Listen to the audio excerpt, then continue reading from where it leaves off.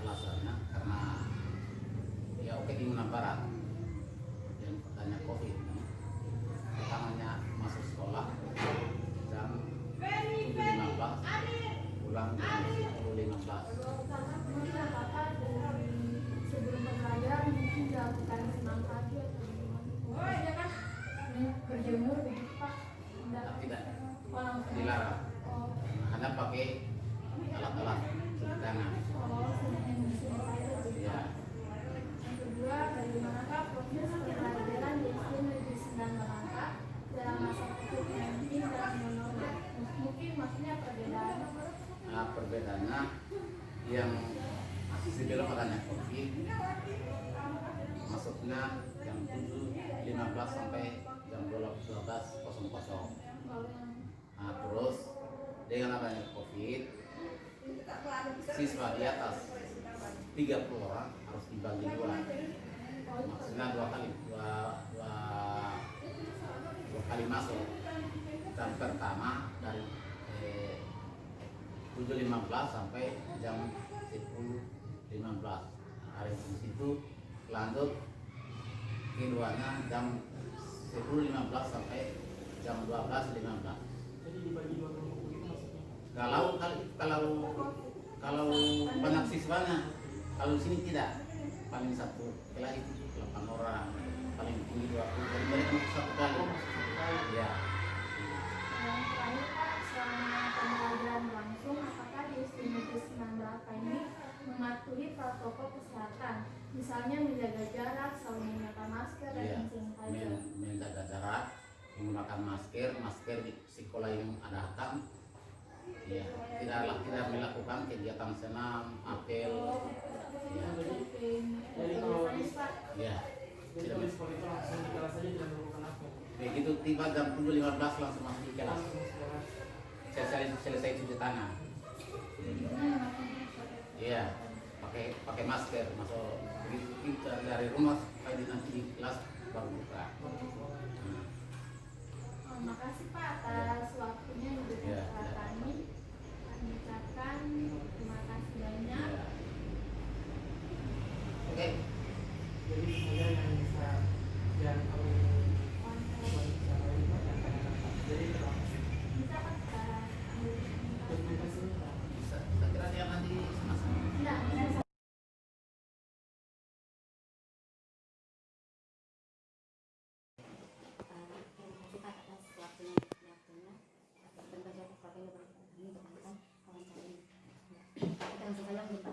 Pertanyaan pertama, apa dampak COVID-19 yang Anda rasakan sebagai guru dalam proses belajar dan dalam lingkungan sekolah?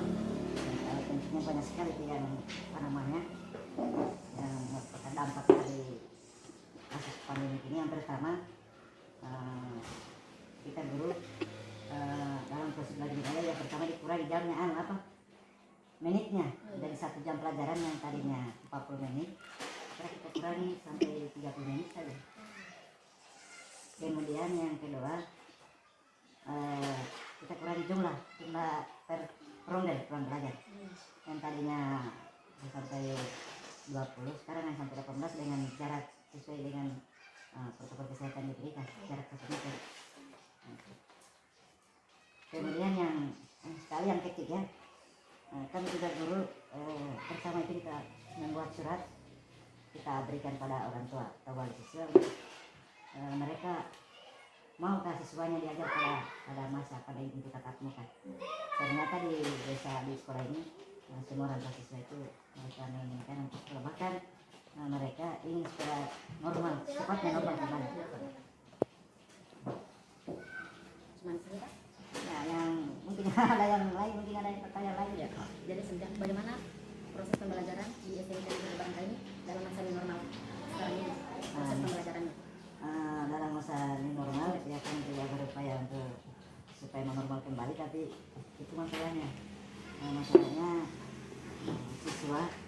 kita gunakan apa namanya menggunakan masker mereka bisa bernapas. Kadang mereka itu mengeluh dalam kelas, bahkan ada siswa yang sama sekali tidak bisa dia. Nah, jadi itu juga kita harus kita sesuaikan daripada juga dia setengah mati, jadi kita sesuaikan yang penting jaraknya.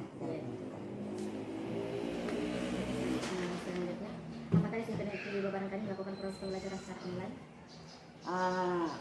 Itu tidak semua. Pertama awalnya juga kita berencana begitu secara daring, tapi banyak kendala. Nah, kendala yang pertama siswa tidak punya sebagian besar tidak memiliki HP Android. Kelas 3 saja satu kelas itu hanya 6 sampai 7 HP. Jadi sebenarnya kita kan diberikan selama 2 bulan terakhir ini kita diberikan data oleh Kemendikbud, diberikan data untuk itu. Sebenarnya Kemendikbud itu dia akan memberikan secara merata kepada siswa, guru dan siswa. Tapi lagi-lagi itu kendalanya, ya siswa kita tidak memiliki HP Android. Bagian besar tidak memiliki HP Android. Nah, itu kendalanya. Nah. Jadi pada masa pandemi COVID-19 dan new normal, metode atau cara seperti apa yang Bapak lakukan atau tawarkan kepada siswa-siswi dalam proses pembelajaran mengajar sehingga mereka itu lebih aktif dan antusias?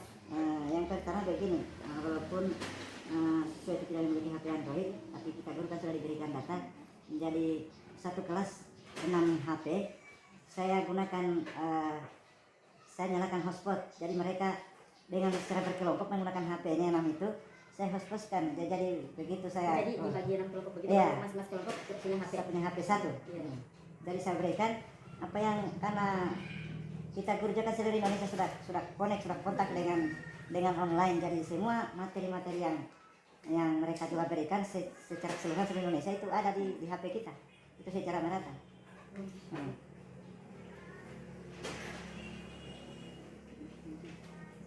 Iya, akan masuk lagi nih datanya dari Kemendikbud 35 giga. 1 bulan. Itu untuk satu orang? Untuk satu orang guru. Iya. Kalau siswa di sini Kak, itu dapat juga? Mau dapat dari mana mereka tidak punya, itu kendalanya. Sebenarnya kita sudah itu upayakan juga, tapi kendalanya begitu mereka tidak memiliki HP itu kelas 3. Kalau kelas 1 kelas 2 mungkin satu kelas satu HP atau 2 HP. Di sini kan kita tahu sendiri kasihan toh. Iya Pak. Mungkin sebagian besar yang namanya pegawai. Nah itu. Kalau yang lain-lainnya kita maklumi saja. Apa boleh buat dengan cara tadi saya gunakan kelompok menggunakan HP. Kebetulan saya mengajar kelas 3 bahasa Indonesia. Nah, jadi dengan cara itu gunakan pakai hotspot. Jadi selama proses pembelajaran berlangsung di SMP Negeri Barangka ini mematuhi protokol kesehatan? Iya. Walaupun saat ini sudah new normal, ya sudah. Pertama itu pertama masuk pandemi itu hari kita siapkan alat tesnya, saya jaga di pintu. Itu pertama. Kemudian ada alat tesnya, kemudian kita bagikan masker kepada siswa. Kita siapkan cuci tangan. Kita kelas itu ada keran airnya. Yang pertama, 3 bulan pertama itu masih kita lakukan seperti itu. Yang setelah new normal, ya pelan-pelan. Nah, karena mereka juga tersisa kalau pakai terus, ya pakai masker. Nah. Bagaimana cara Anda sebagai guru dalam menginvestasikan waktu selama proses pembelajaran bisa membagi waktu itu selama belajar? Selama pandemi ini, ya seperti tadi, ya artinya dengan kelompok-kelompok HP itu bahkan saya gunakan juga grup pembelajaran bahasa Indonesia. Nanti mereka mengirim juga, saya kasih tugas di WA, mereka mengirim juga pekerjaannya, ya begitu. Dan tinggal kirim soal, mereka kerjakan, kirim lagi hasilnya, ya grup, ya grup pembelajaran bahasa Indonesia.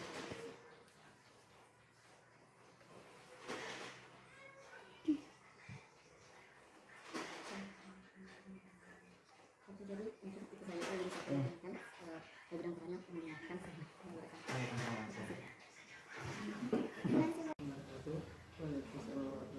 Oke, terima kasih atas waktu yang diberikan kepada kami untuk melakukan sedikit wawancara mengenai COVID dan masa ini sekarang ini. Oke, langsung saja mungkin. Pertama perkenalkan dari mana?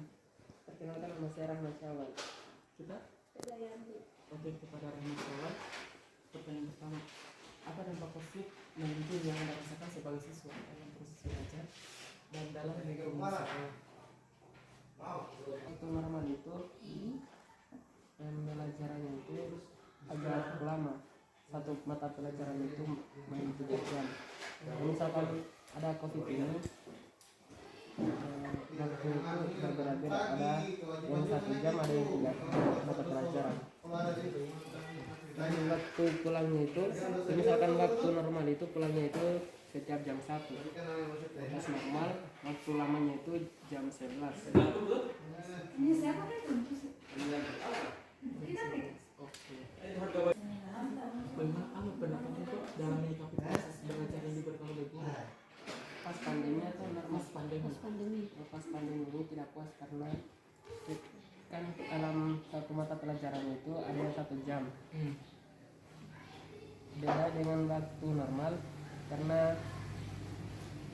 pas pandemi ini penjelasan dari guru itu agak tidak dipahami oleh siswa karena waktunya itu sangat sempit. Lanjut, apakah proses pembelajaran sebelum pandemi COVID-19 dan pada saat pandemi proses pembelajarannya itu sama atau beda? Beda. Berbedanya apa? Bedanya itu jam pada saat pandemi itu bedanya Jadi terlalu. Pada saat pandemi bagaimana? Dan pembelajaran pada saat pandemi dengan saat normal itu sangat beda karena guru itu kalau misalkan pas normal agak cepat datang karena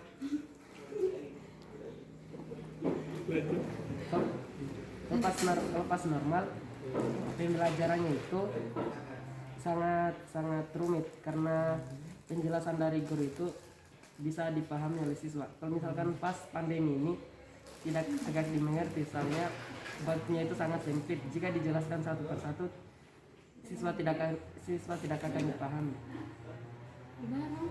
Apakah pada saat proses pembelajaran dalam lingkungan sekolah di SMP itu mematuhi protokol kesehatan? Kebanyakan tidak ada yang mengikut sama peraturan protokol kesehatan. Semuanya selalu melanggar. Misalnya seperti apa? tidak memakai masker, Lanjut, apa lagi? tidak sering mencuci tangan,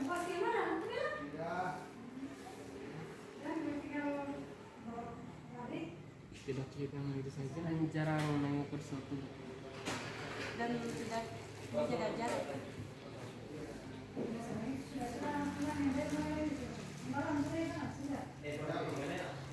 Tapi kan kalau pada saat adanya pandemi kan 3 bulan pertama itu bisa di sini disediakan sabun begitu sebelum kita masuk kelas kok.